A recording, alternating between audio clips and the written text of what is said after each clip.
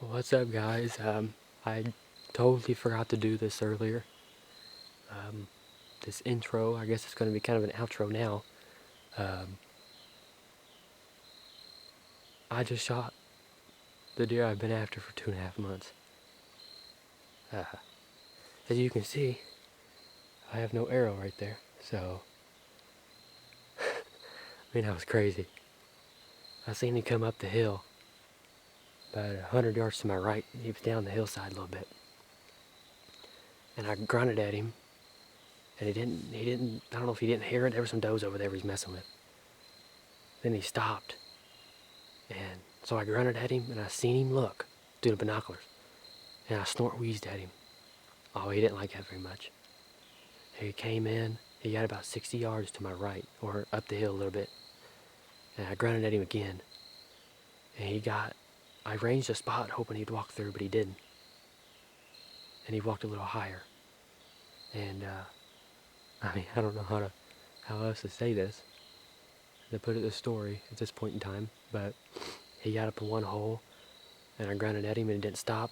And I grunted at him again, he stopped. I thought about putting it in his shoulder, but I knew I had one more gap I could shoot if he walked through there. But luckily, he got nervous and turned around, and as soon as he got through that gap, I shot. And it was absolutely beautiful. Absolutely a beautiful shot.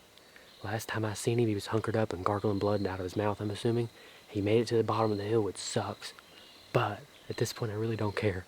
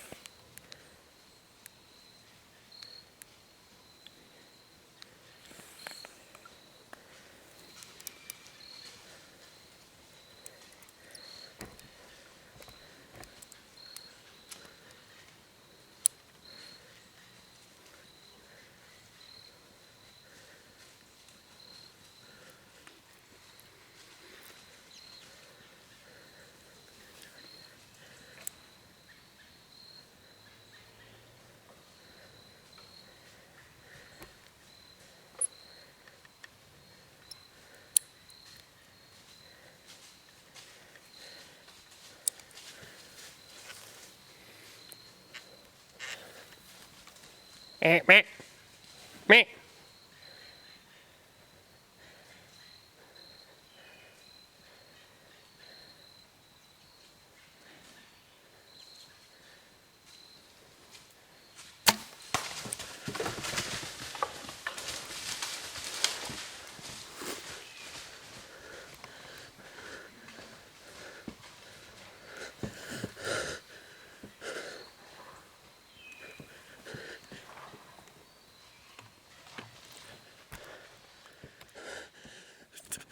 I've been trying to shoot this deer for, I guess, this whole season. I have a shed off this deer. This deer is 4 years old now. And I have had 3 daylight pictures, I think. 3 daylight pictures of this deer in the last 3 months. And it has been so frustrating to try to figure out where this deer's at. I can never figure out where he's at. And I didn't know like I said, I didn't know where he was at. I didn't know where he was staying. I didn't know. I, every time I think he was one place, apparently he wasn't there. He was down here. I get night pictures of him all the time. All the time. I get night pictures of him constantly. But it was always an hour after dark. And my coverts, I got them all over these fields up here.